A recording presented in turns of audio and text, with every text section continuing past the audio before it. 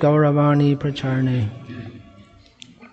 Nirvishesha Shunyavadi Paschatadesha Tarne Om Namo Bhagavate Vasudevaya Om Namo Bhagavate Vasudevaya Om Namo Bhagavate Vasudevaya Srimad Bhagavatam Canto 9 Text Chapter 10 Text 55 Translation and Commentary by His Divine Grace Srila A.C. Bhaktivedanta Swami Prabhupada Premna Anuvritya Shilena Prashraya Avanata Sati Bhiya Kriya Cha Bhava Nya Bhartuhu Sita Aharat Manaha Premnanuvritya Shilena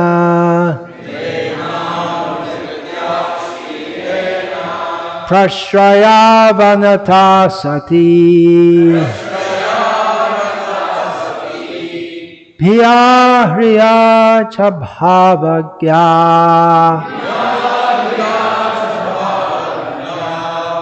Bhartu Sita Haran Manaha Premnanuvritya Shilena Prashraya Vanata Sati Bhiya Hriya Chabhavagya Bhartu Sita Haran Manaha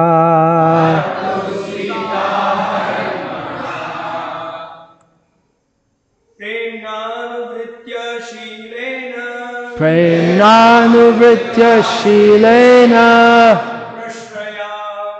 God Bhagavan, put this off.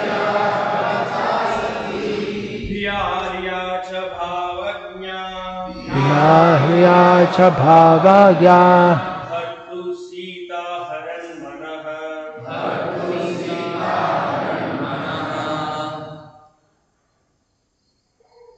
Premnanuvritya Shilena Premnanuvritya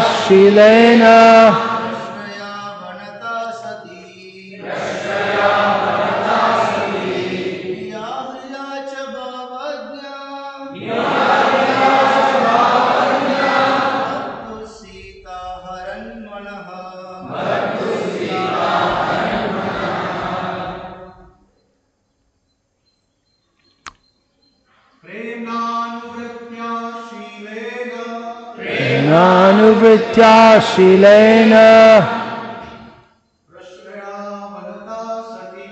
Prashraya Vanata Sati Bhiya Hriya Chabhavagya Bhartu Sita Haran Manaha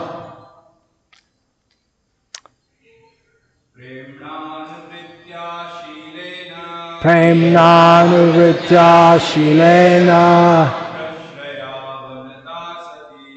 Prashraya Vanata Sati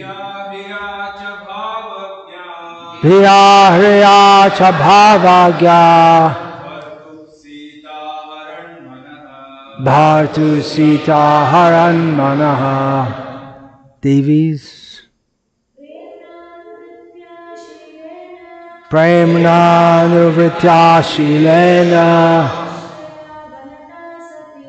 Prashraya Vanata Sati Bhiya Hriya Chabhavagya Bhatu Sita Haran Manaha. Premna Anuvritya. Because of service rendered to the husband with love and faith. Shilena, by such good character. Prashraya, Avanata, always very submissive and ready to satisfy the husband.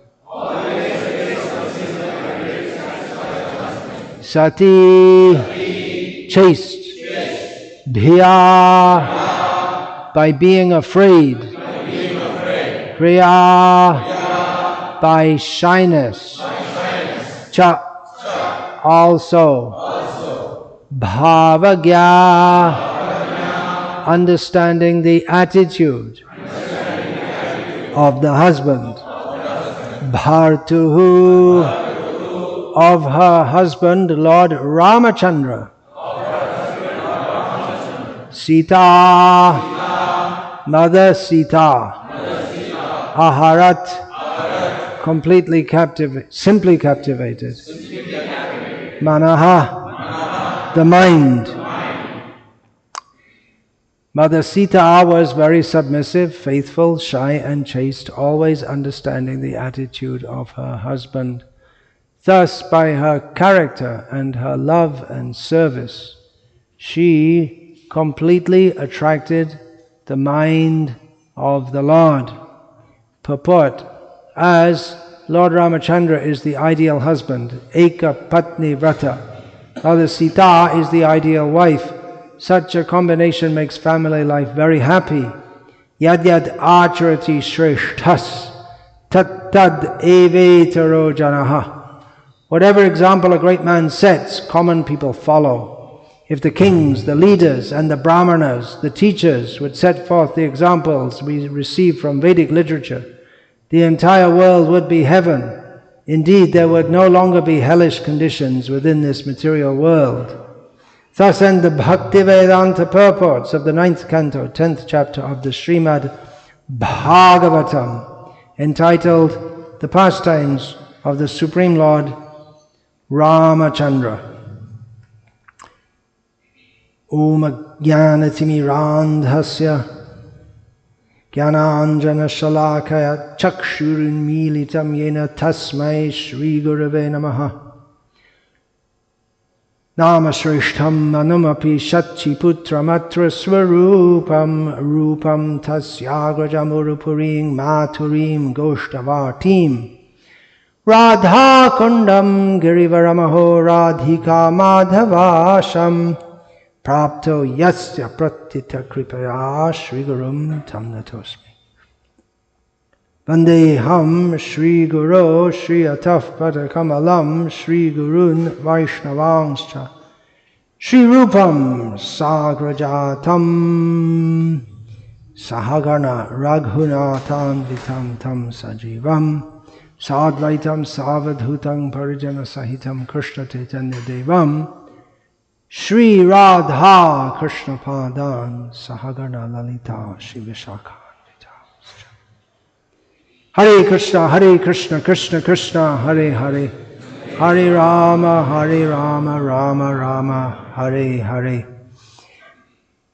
Yesterday there was some discussion among ourselves of how Rama was like a Rajarshi, a king, but with the attitude of a rishi. Although the attitude of a king and the attitude of a rishi seem to be starkly opposite. One is very much involved in the world and with enjoying it, and the other is detached from the world and not interested in enjoying it. So where's the semblance? Rama set the example of living as a king amid all opulence, but not being attached to it. In this way he was a Rajarshi. and he set the example. We have the word shikshayan in the previous verse. In this way he taught others. In this verse also, Srila Prabhupada quotes, as he many times does, from Bhagavad Gita, this part of a verse at least, Yad yad acharati shreshtas tattva devetaro janaha. That whatever great persons do, common men follow in their footsteps. And the example that Lord Krishna gives in the Bhagavad Gita is of Janak Maharaj. Janakadayaha. Janak and others, but specifically the name is mentioned of Janak Maharaj. Now we may think, well, why Janak? Why a king when we've got so many Brahmanas are higher and more renounced than kings, aren't they? But the Brahmanas, they are maybe in some sense too high for the common people to follow the example. The Dharma, Artha, Kama, Moksha, these are the 4 goals of human life in the Vedic system. Everyone is supposed to follow Dharma, especially that is incumbent upon the Brahmanas and Kshatriyas.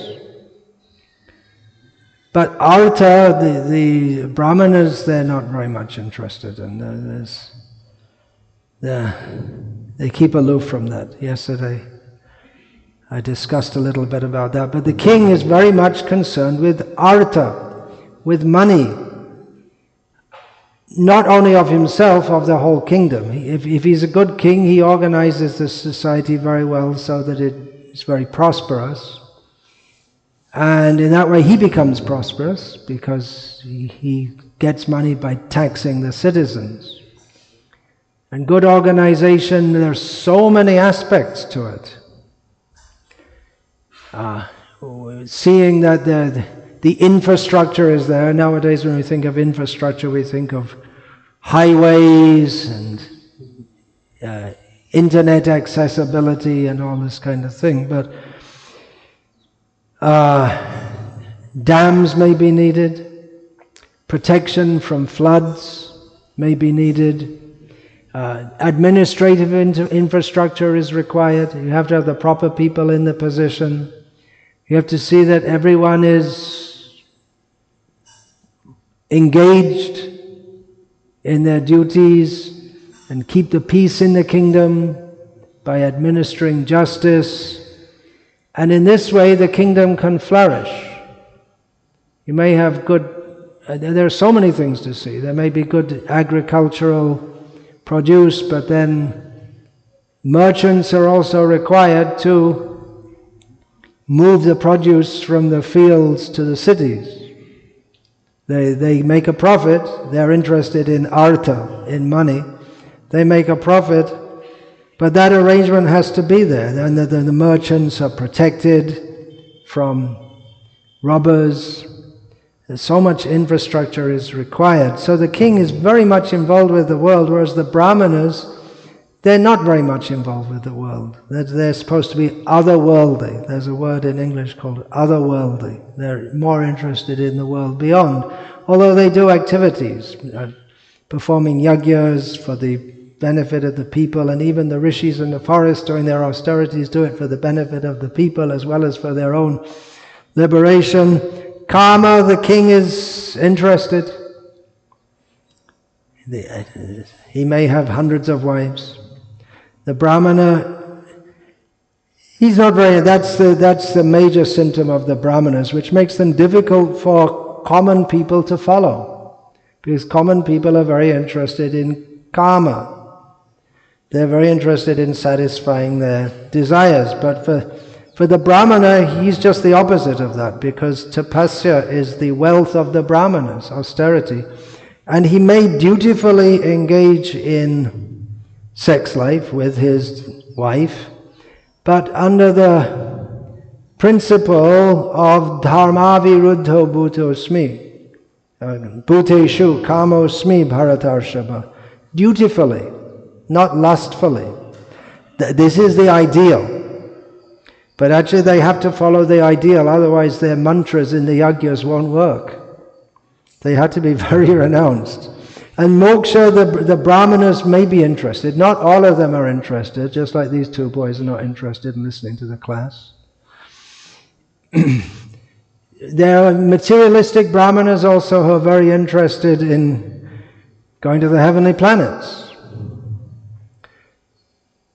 But the best of the brahmanas are interested in moksha. And the kings may think about it, yeah, later I'll leave all this and go to the forest. And Vaishyas and Shudras, they're not interested. So setting the example, not in moksha. So the setting the example is practically done by the Kshatriyas more, because people can, the others, the Vaishyas and the Shudras can relate to them more. They're people like us who live in the world with money and family and all that. But Brahmanas, it's almost, they're like too high for the people to relate to. So the Yadyadacharati Shreshta, this is the example is given of Janak Maharaj and now of Ramchandra, how people look up to them. They're supposed to be Rajarshi, that even if they do live in opulence, and the ideal example is Lord Ram, of being, he lives among it, Yatha Yoga, that is the word used by Chaitanya Mahaprabhu speaking to Raghunath Das Goswami. You enjoy the world as suitable. You live among your opulence as is suitable. But internally one should be renounced from cultivating a spirit of detachment from all this thing. So that example is set by Ramachandra, the Supreme Personality of Godhead. And now is described the character of Mother Sita. Different role. Brahmanas have different roles in society to play to Kshatriyas, who have a different role to Vaishyas, who have a different role to Shudras. And although they're not included in the Varnashram system, even the Chandalas, they have their part to play. They stay outside the village, but someone has to take away the dead bodies, right? The dead bodies of the cows also, they take them away. There's no such thing nowadays because the dead bodies... Anyway, slaughterhouses. The cows don't die. They used to, they'd die in the field and then the vultures would come but that doesn't happen, and you don't see it anymore because cows don't die natural deaths in India anymore. Maybe in UP, you see the wild cows running around in the fields. The old cows have been turned away. So what is the link then? They all have different duties. The link is dharma. It's considered acceptable for a Vaishya. He's actually supposed to be very interested in making lots of money. If he's a businessman type, there are different kinds of Vaishyas. There are the Krishi, Goraksha, and Vanija. So generally Krishi and Goraksha, they go together. And Vanija, business, those who are interested in business. Business is, it also performs a service to society. Just like that, you buy the grains wholesale, there's some arrangement from the farmers, and then you bring it to the city, and then you sell it, for instance. And of course there's so many different goods. They perform a service and they take some profit, but then to be excessively greedy, it's hard for the Vaishyas to balance that, because they may become excessively greedy. So they're also supposed to give in charity. And that idea is still going on. We see among the Vaishya communities in India today, there's still many of the Maoris, they're still in business. And even if you see the young up-and-coming businesses, they're not traditional business, just like this Bhavish Agarwal is making his Ola 10,000 women factory. What's his name? Agarwal. It's a new business, it's not a family business. And then I saw someone, he was a founder of Zomato or whatever it is, it's a home delivery food, is it? Something like that. And I think he was a Goal. It's a new business, but who's doing it? It's the Maheshwarians, the Agarwals. You don't know in South. Well, you do. They're here too, right? Not so much. In Salem, not much. Huh? There are a few everywhere. Where there's money to be made, there are Maheshwaris and Patels. You're not a Patel, but you're Gujarati. And Jews. I'm not saying anything anti-Jew. If you have to be careful, you say the word Jew, because people think you say. But no, they have that feeling for that. So they are allowed to make money, and they're expected to do that, and they perform a service to society by doing that. Giving employment, for instance. Giving electric, what do you call them, scooters or something like that. That's supposed to be a service to society. But at the same time, they know very well they have to give in charity. It's still part of their culture. Just like they have the culture of making money, but they know they have to give in charity. It's meant for all householders, but especially those who have lots of money. That means the kings, they have to collect the taxes and then they have to again distribute, like rain.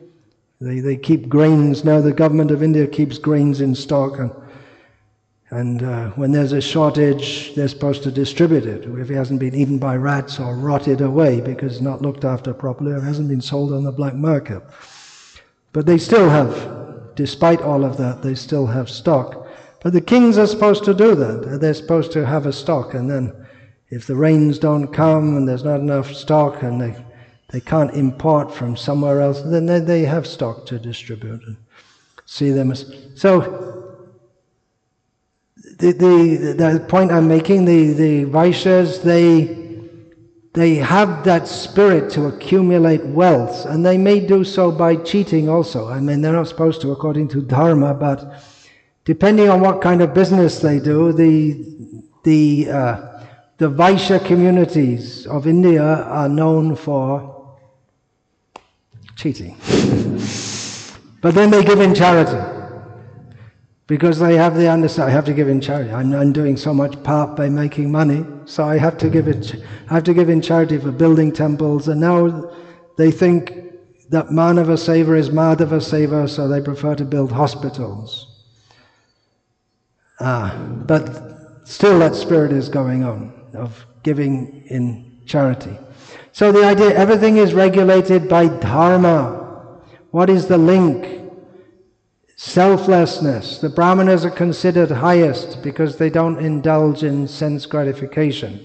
They're not supposed to. And that we see also. If you see real Brahmanas still, they're not very interested in having lots of money and a big house. I mean, and they're more interested. It's just like the. Are these 5 men? Are they really? Are they really Brahmanas? Are they Kshatriyas? What are they? This Drupad Maharaj was wondering. So bring them in, set 2 tables. One is with yagya materials, one is with swords and shields and all things. And immediately the Pandavas, when they come in, they went to the table with the swords and said, they're Kshatriyas. It's just their natural interests. They're not interested in the Shruga and the Shrava, and that's for Brahmanas. So the Brahmanas, they're the highest because they're the least interested in sense gratification. And the Shudras, they're the lowest because they're the most interested in sense gratification, to the extent that there are not that many rules governing them, and then for the Chandalas there are no rules governing them. That's all. They just live outside the city and they do whatever they damn well like, and no one gives a damn. And they can fight with each other, they can kill each other, they can do whatever they like, but they're outside the Vedic culture. So the least one is interested in sense gratification, the higher one is. And the different varnas, you're allowed so much sense gratification. And then if you go too far, that's not good at all.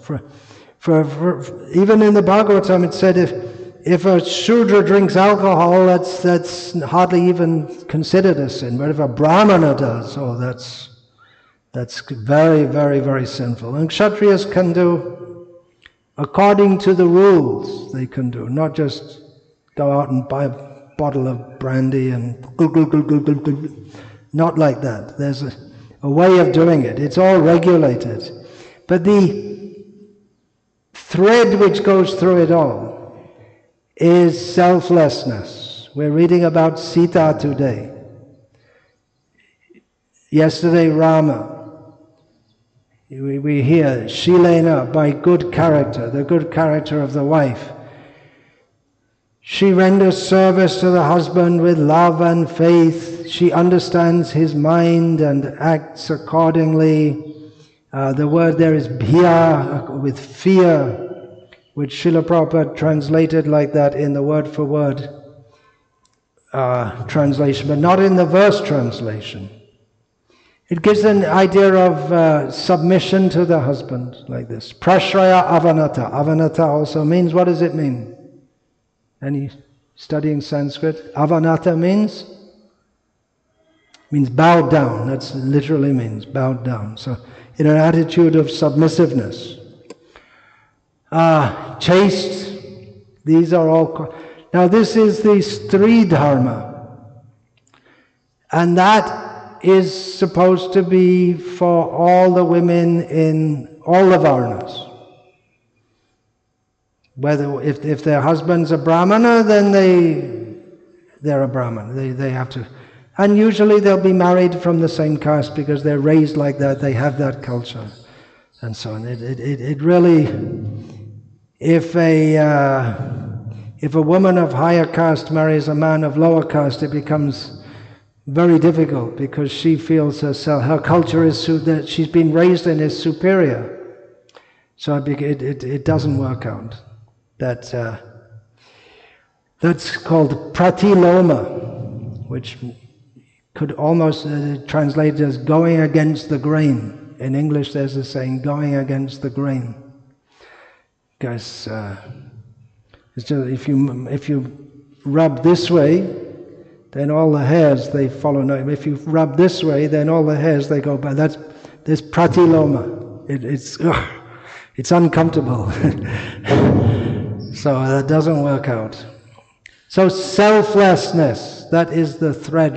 The wife is selfless, and the husband is, if he's like Rama, then selfless.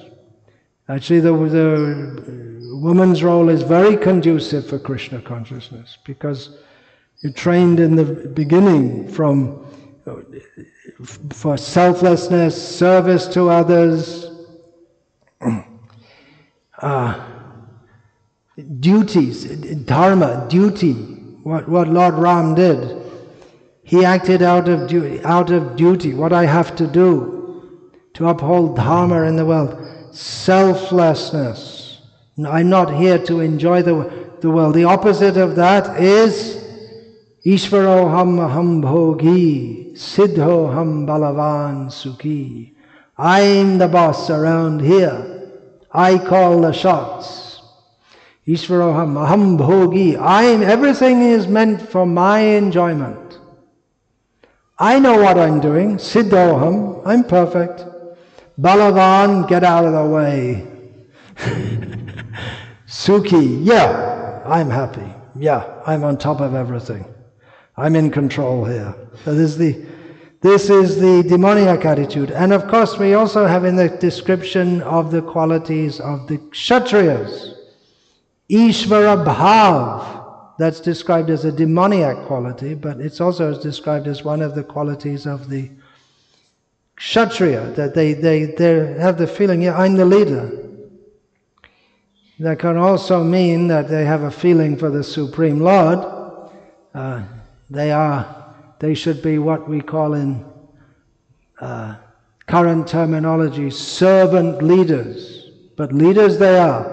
They have to take charge. So this taking charge of others, it gives one the opportunity to exploit others. And practically the political and social history of the world, at least for the last 100 or 200 years, characterized by, Marx saw the class struggle. And now it's gender struggle and all kinds of struggles going on. The whole idea that someone's on top, what are they doing on top? Kick them out and make everyone equal. And when you kick them out, you become on top because you led the revolution. And you don't want to give it up.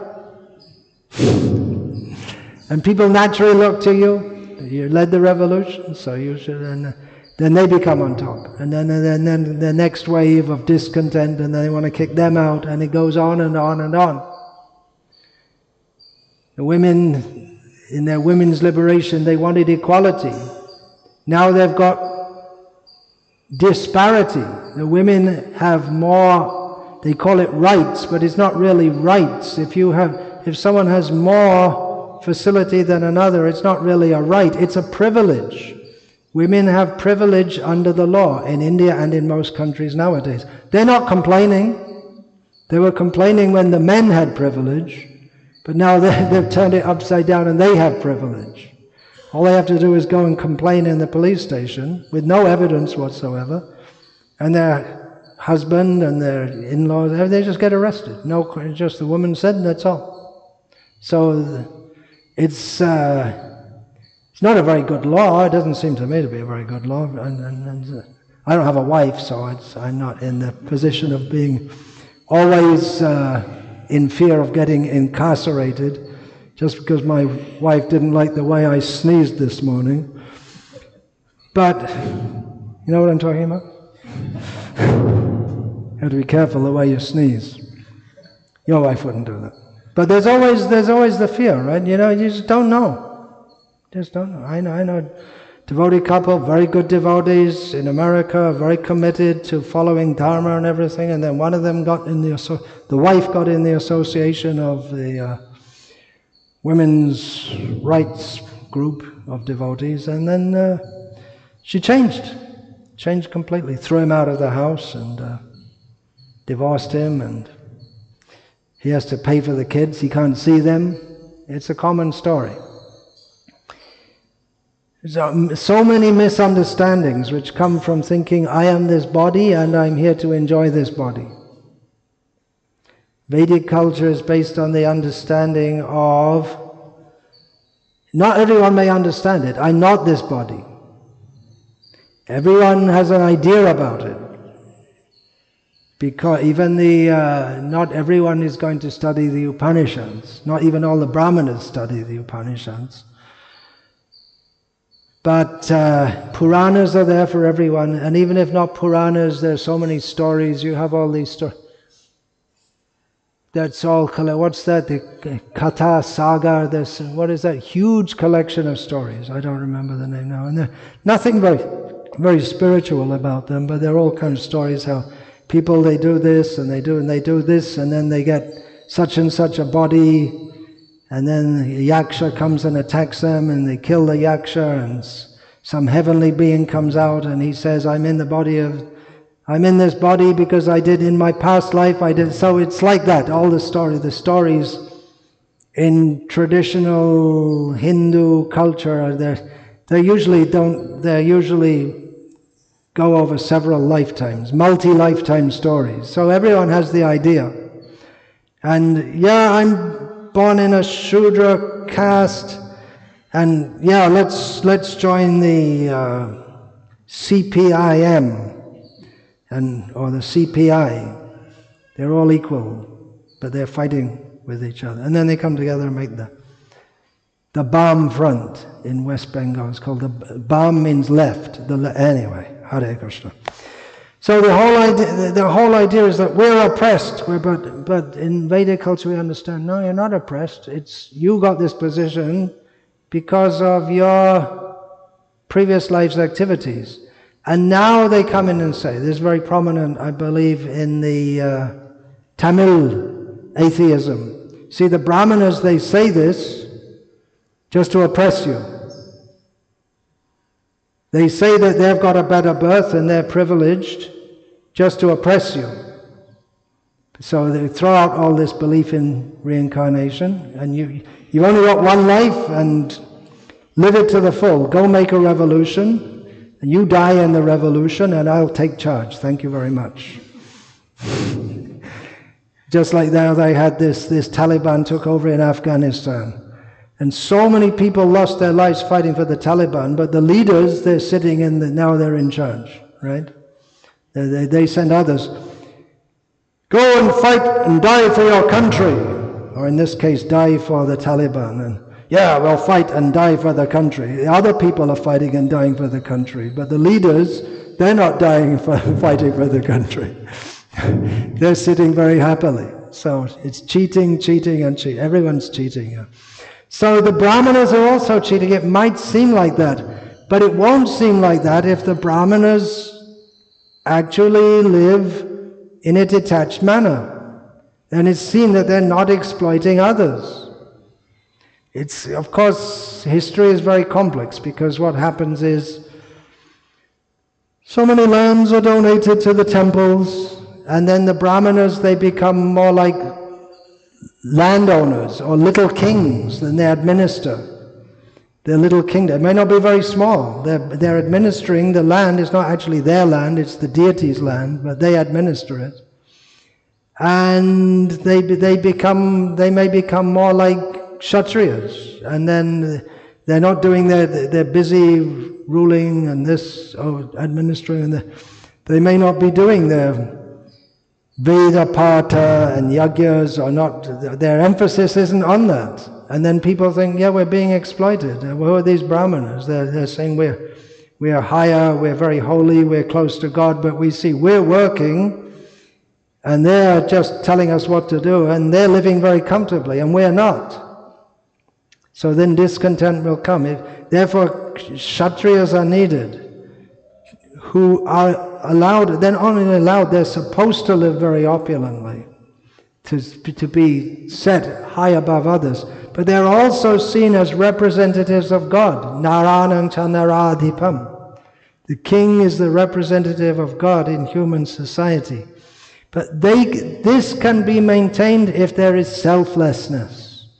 As soon as the spirit of personal enjoyment comes in, then the seed of destruction is there. And that's absolutely true in spirit. We're just talking about social life here. But in spiritual life, as soon as the seed of material enjoyment comes in, everything finished. We see in individual devotees, the seed of material enjoyment is there in everyone's heart. But that is supposed to be purified, Cheto Darpana Marjanam, by hearing and chanting about Krishna in the association of devotees, and not indulging that seed of material enjoyment. Therefore we have the community of devotees. It's very intense. It's like being in a pressure cooker. Being in the brahmachari ashram, it's like a pressure cooker, where you get cooked so you can be offered to Krishna, not fried. You have to know how to cook properly. You have to feel the heat, but that heat, that should be purifying, just like the example is given in the Upanishads of the iron rod is put into fire and it attains the quality of fire. So the brahmachari ashram is supposed to be very intense. It's meant to be like that. If you can't take it, you can go and get cooked in the grihastha ashram. It's a different kind of cooking. And you can chant Hare Krishna. You should go on chanting Hare Krishna. But it's meant, Krishna consciousness is meant to be intense. It's meant to be a purifying process. There is varnashram, okay, you have varnashram and the dharma, artha, kama, moksha and all this, but in Krishna conscious varnashram, it's supposed to be tivrena bhakti yogena. It's supposed to be intense for everyone. And there are different levels, that's understood. But we see that this intense cooking, that is meant to burn out material desire, which keeps us in material existence. The whole Varnashram system is meant to allow people to live at their present level of contamination, but become purified. The idea is that not that everyone's going to be immediately a pure devotee, but engage them in a way. The society is based on cooperation, so that cooperation means the exploitation spirit, manipulation, that is minimized. That shouldn't be there. Ram is the ideal. We can see how it may be very rare. If Ram is held up as the paragon of that, it may be very rare. We praise Rama so much, but then every king is supposed to be like that, but it may not be. Nowadays, of course, the rulers, they don't have any idea of this. They might think of the good of the country. I think we can safely say that the Prime Minister of the country at the present time is not acting out of the desire, maybe desire for name and fame, but he's not putting thousands of crores in his back pocket. We're pretty safe. He's thinking of the good, but unfortunately, anyway, he didn't read Prabhupada's Bhagavatam commentary. He could do a much better job. But people, they tend to trust him on that basis. They don't think he's filling up his own pockets. So that gives trust. If the king is living in such a way that he's clearly acting for the benefit of others. And that's why also, yuddhe chapyapalayanam. He has to go into fight to protect from invaders or whatever. And then he has to be prepared to give up his life. So people know that. Yeah, he lives opulently, all right, but he's ready to die for us. So that they respect. But when this spirit of personal enjoyment comes, material desire, then everything starts to deteriorate. And we see that individually. We were just discussing yesterday that one devotee was living in the ashram. He was feeling too much pressure. Let me go outside. I'll just live outside and I'll go on with my service. But then he doesn't get the power to do the service, because that intense atmosphere that gives us spiritual strength, and we don't get it. If we go outside, then we don't get it. And then go outside, marry, then you live with a wife in Krishna consciousness, and you continue. That you can do. But if we give up our spiritual practices and we think, well, I'll just take out of Krishna consciousness as much as I want, and I'll put in as much as I want, and I'll put in less and still get the same output. It's not going to work. If you want to feed the baby, but you think, now I got so much, I bought 2 liters of milk, I have so many babies to feed, so all right, let's just water it down. So the babies, they don't get the same strength. You have to give the full strength milk. You may think it looks the same, the baby's drinking it, but they don't get the same strength. We have to take the full strength program to get the full energy. And if we can't take the full strength program, we may adjust down. But in Krishna consciousness, Varnashram, it's not meant for sense gratification. Right? You don't have to, you already know that. Right? Dharmasya hi apavargasya. You know that, right? Kamasya nindriya pritihi. I'm not saying anything that fantastic revelation. It's right. We study it every day, right?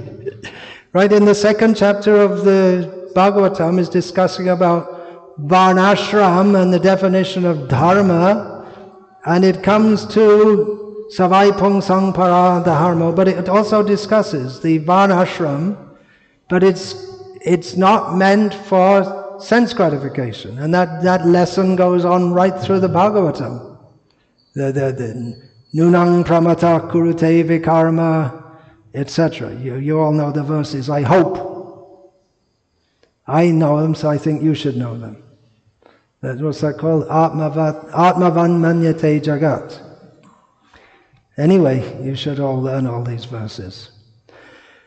So selflessness, that's, what do you have to learn in the Gurukul? You have to learn all your verses, right? Learning all your verses.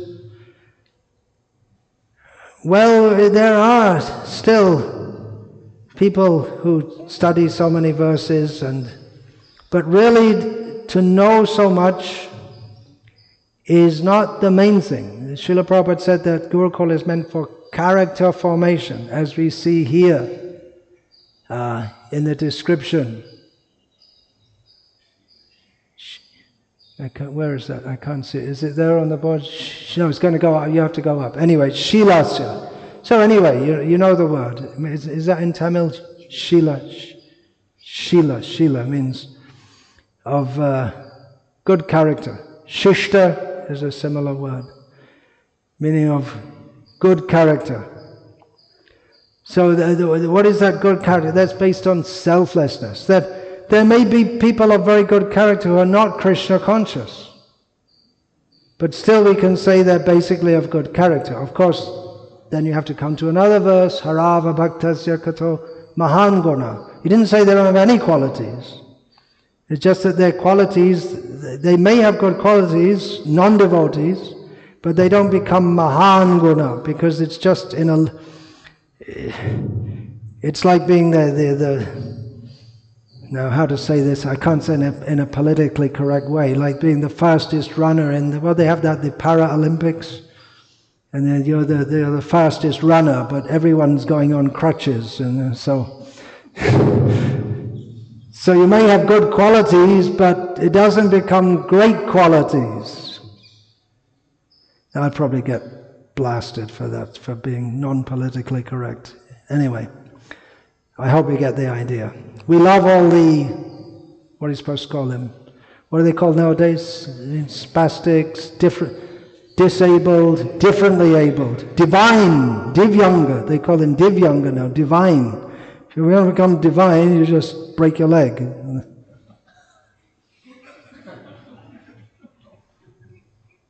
That's the modern way of thinking. Divyang. Vikalang, they used to say. Now it's divyang. So this selflessness, we praise people of good qualities. People may have good qualities, but that should be engaged in Krishna's service. But if we don't have that, then whatever else we may have, then it suggests that our Krishna consciousness is not at a very high level. We may chant so many shlokas, we may jump up to the ceiling in kirtan, we may be a very good organizer and make so many centers. I made so many devotees. I made them. They're my devotees because I made them. I initiated them. They're my property. Get out of here. They all belong to me. So this attitude, what does Srila Prabhupada say? Advancement in Krishna consciousness depends on the attitude of the performer. What is the attitude? Krishnarte akila cheshta. Everything is for Krishna. Just like the king, he administers the whole kingdom, but he does it for Krishna. That's why he's ready, the actual Rajarshi, he's ready at any time. All right, Parikshit Maharaj, you have to die in 7 days. Okay, I'm out of here. He can drop it immediately. That means he didn't have any attachment. Lord Ramachandra, you're going to be the king. Okay, sorry, change of plan. You have to go to the forest for 14 years. Okay. Whatever's my duty, that's all. Whatever you say. Because he doesn't have any personal plans. Even in the name of Krishna consciousness, we can make personal plans. I will preach, I will develop, I will make so many followers. And in India you can get away with it because people are stupid. Excuse me. I did say that. I'll explain it before you all kill me. But you won't because you're stupid. All right, I'll explain. People tend to blindly follow people who are called spiritual leaders. In that way, stupid. Don't mind me saying so. That's why you see people who are very intelligent. They take as a guru someone who's clearly bogus. I mean, you don't, even by seeing their face you can know they're bogus. You don't even have to listen to what's their philosophy. They're just completely bogus. But people are very highly educated, but spiritually stupid, incredibly stupid. So it's very easy to exploit people in India in the name of religion, because people are pious. It can be dangerous being pious. It's very dangerous, actually. It's more dangerous to be a complete skeptic. But if you get the wrong leader and you're pious and you piously follow, then andhaya tandaya rupaniyamanas. You piously follow all the way to hell, blindly following. So that has to be seen, selflessness. And it's quite possible to talk the talk of selflessness and be personally motivated. That's why the brahmanas, again, traditionally they have to live very simply. And then no one can, they have the highest position. They're most respected, but no one can fault them because they're clearly not doing it for sense gratification. It can become problematic in Krishna consciousness, where leaders, they, following the example of Srila Prabhupada and Srila Bhaktisiddhanta Saraswati, they build temples, they administer, they have money, they have jurisdiction over so much money, and they have a lot of temporal power. It's not new. That's been there since there were mutts. The Shankara was the first in what we nowadays call Hinduism to start mutts, but that was actually started by Buddhists. They started having their viharas and their mutts and their universities, and then there's organization and there's power and there's a position, and someone can be very saintly, but someone can be very materially motivated also, even in a spiritual position. And that's problematic. We know at Kanchi, the Chandrasekharendran was revered for being, because everyone can see, he's a sadhu, he's completely selfless. But after him, it's not the same.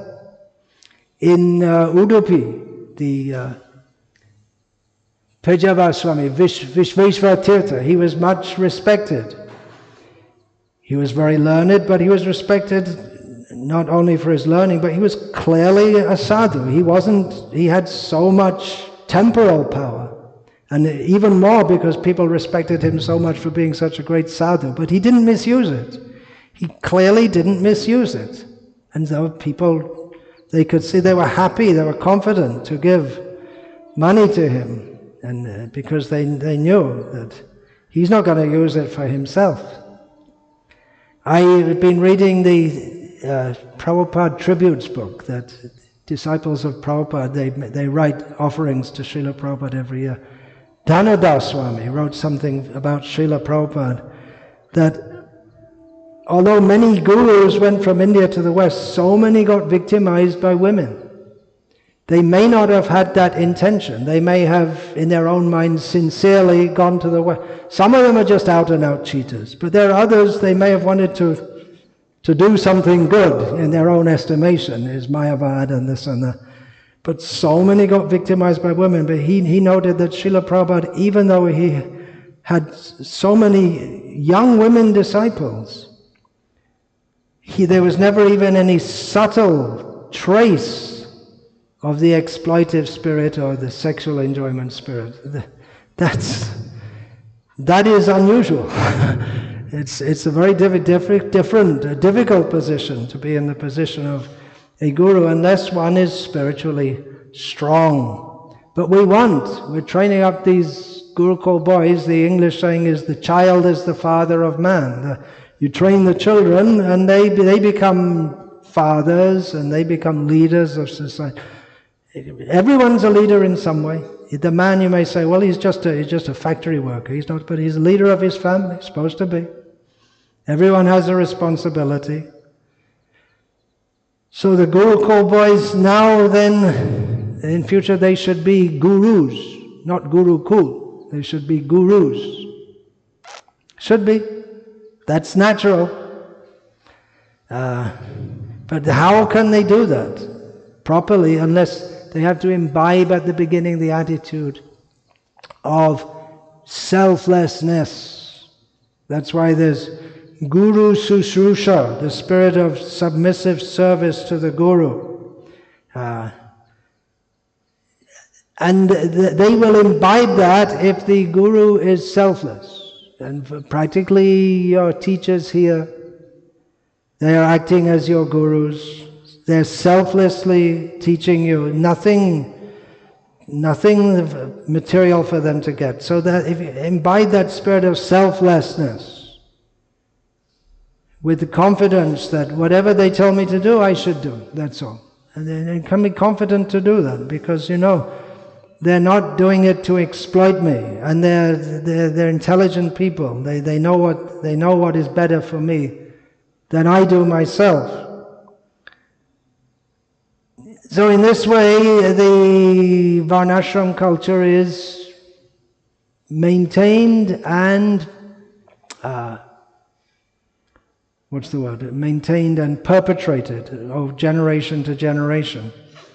That spirit of selflessness. But when the spirit of enjoyment comes in, or personal motivation, then everything gets spoiled. Individually, in the society of devotees, it may be in an ISKCON temple, maybe in the whole ISKCON movement.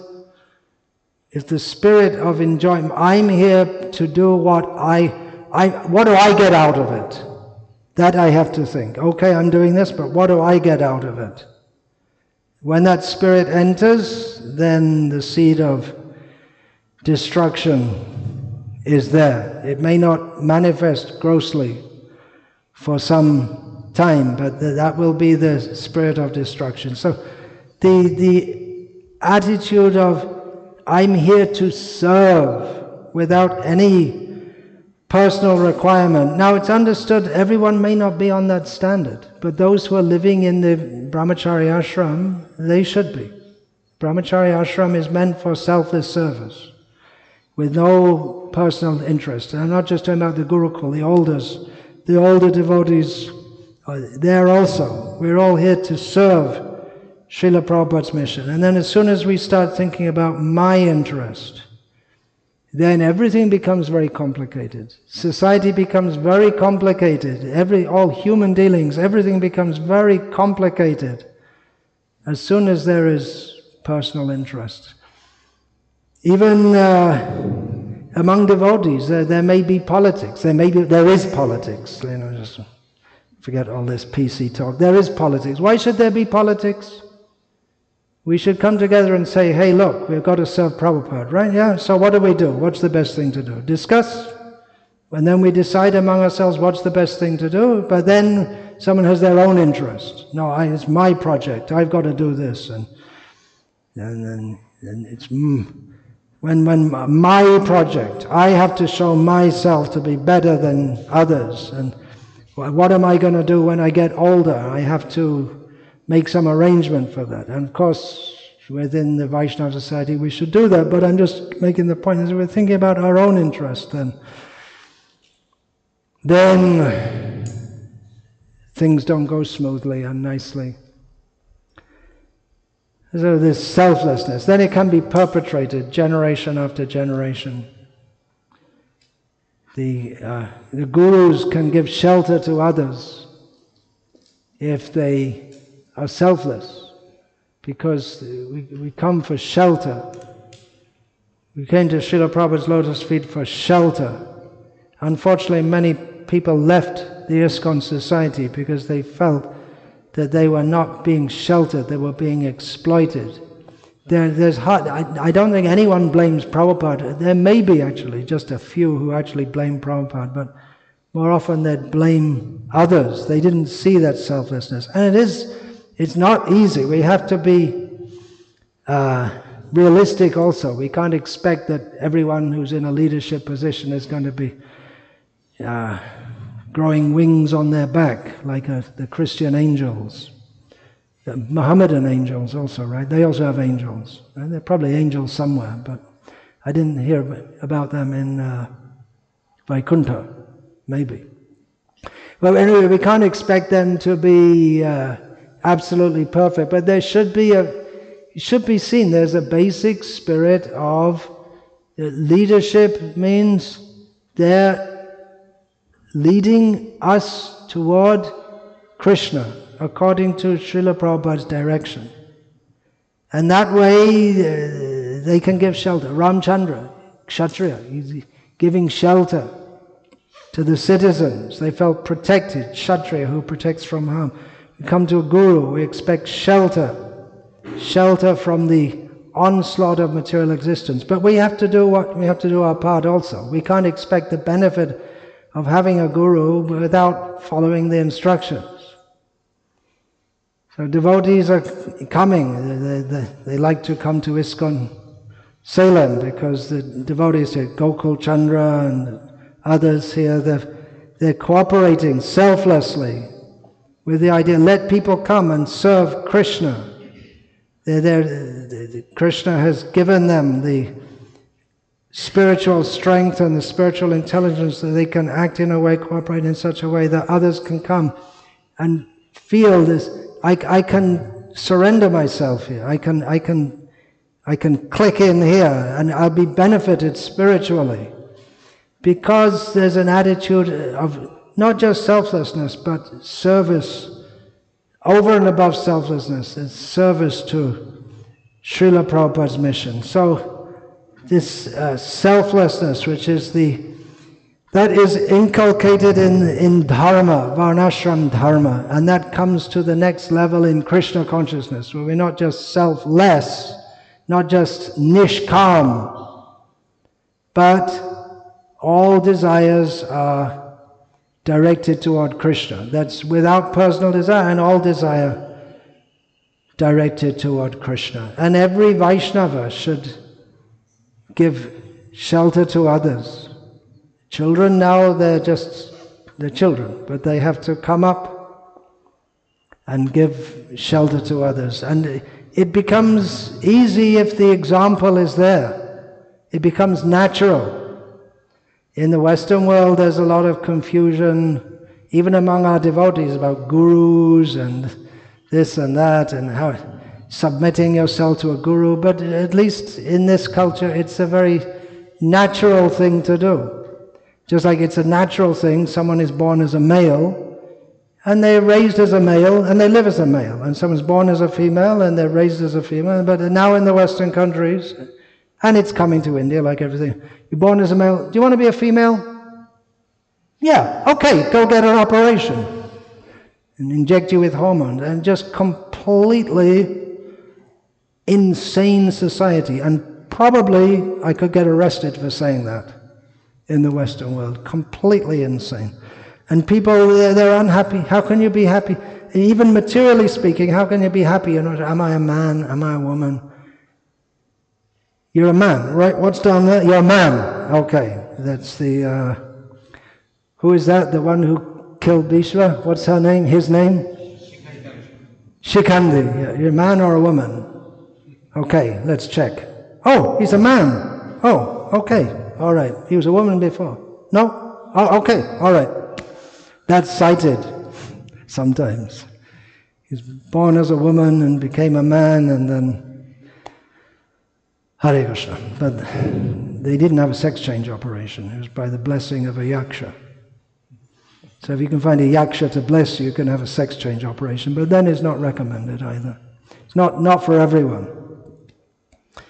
But then he was trying to fight as a kshatriya. But Bhishma, I'm not going to fight with this transgender. What is this? He's cheating, right? He's in the Olympics and he's changed gender and he's cheating. I'm not going to fight. Arjuna, yeah, I'll fight with him. I'm not going to fight with this. Why are you a woman? I'm not going to fight with you. I'm going to fight with you. I don't have anything to do with them. So people are confused even about whether they're a man or a woman. And there's just everything to be confused about in the world. It's everything, the whole society is totally confusing, and the most basic thing you think you wouldn't be confused about is whether you're a man or a woman. They're even confused about that.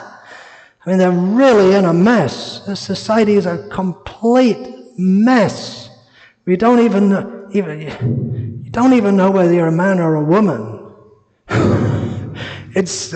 And it causes so much suffering and so much psychological.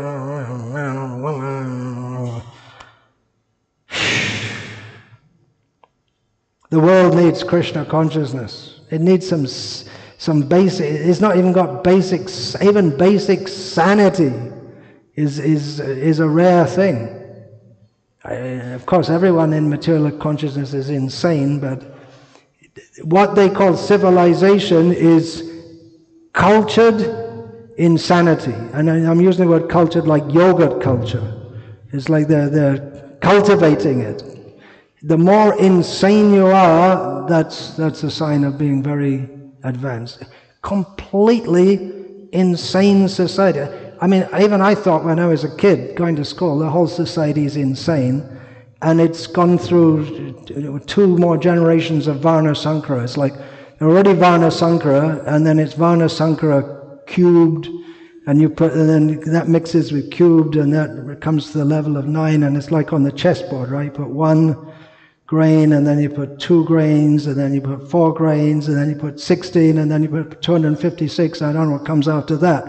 But after a few more, you have more grains than can be found in the whole world. So it's like there's geometric, what's the exponentially increased insanity. So the world, Sita and Ram, sorry, you're in Kali Yuga. Then Chaitanya Mahaprabhu! Call for his mercy. Come and sort out all these insane people. We're supposed to do that. We ourselves are trying to get unwound from being insane, and we're given the task of making the whole world sane. We need a lot of mercy. You better go on doing those kirtans and jumping through the ceiling. They made the ceiling very high here. It's hard to jump through the ceiling. And if you try too hard, they'll put the fan on. This is the solution. Chant, dance, and surrender to Krishna. It's a very simple formula, but people's brains are so messed up. Apart from the social thing, they eat the food and it's full of poisons, and that messes their brain up, and it's all full of hormones, and what can you do but scream? But if you're going to scream, Hare Krishna! Krishna, save us all! And hear about Sita and Ram and, some sanity. But it didn't last long, right? They were married, and then after a few years they had to go off to the forest. It's insane. It's completely insane why Ram had to go to the forest. It didn't make any sense whatsoever. He argued it's according to Dharma. Okay, he said, he's Ram, and he convinced Lakshman. Lakshman wasn't so easy to convince. But it's crazy. Why should Ram go to the forest? It doesn't make any sense. Of course, we wouldn't have any Ramayana if he didn't go to the forest. And the whole point of him coming to this world to kill Ravana, that wouldn't have happened either. So maybe Manthara, she wasn't so bad. The demigods were like prodding her in the brain. Come on, tell Kaikeyi, tell her, go and tell her. And then, so the demigods wanted Ram to come to kill Ravana. That had to be. But Ravana is also, it's insane, completely insane. He's very respectable and powerful, but everyone in this world is insane. It's just, but there are degrees of insanity, and The present world is so crazy. So you build a temple and then that looks, oh, that's very solid, stable, right? It's a symbol of solidity, stability. And who's inside? God's inside. Oh, so everything in the world is changing.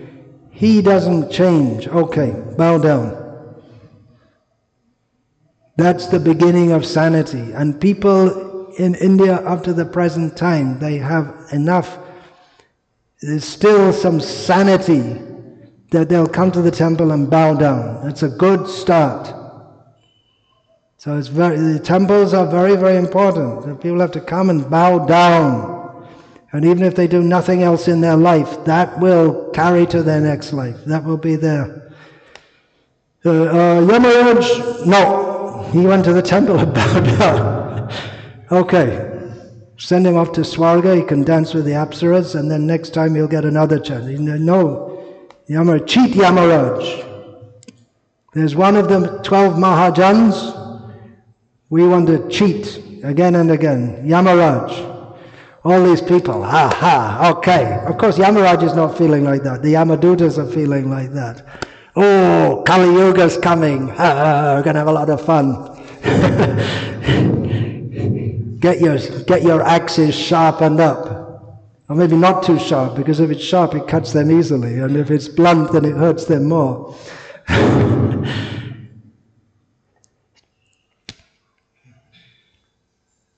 Chaitanya Mahaprabhu comes. Kali runs away. So chant Hare Krishna. Make Kali Yuga recede. Drive it away. It can be done by the Sankirtan movement. But we have to be devotees. We have to be give everything to Krishna. Nothing for ourselves. That should be the attitude. Hare Krishna. Vancha kalpa tarubhyascha kripa sindhuvyacha patitanam pavanebhyo vaishnavebhyo namo namaha dante nithaya churka padyo nipatya kritvacha kakusatavetad ham bravimi hey sadhavasaka gauranga chandracharne parivadatu.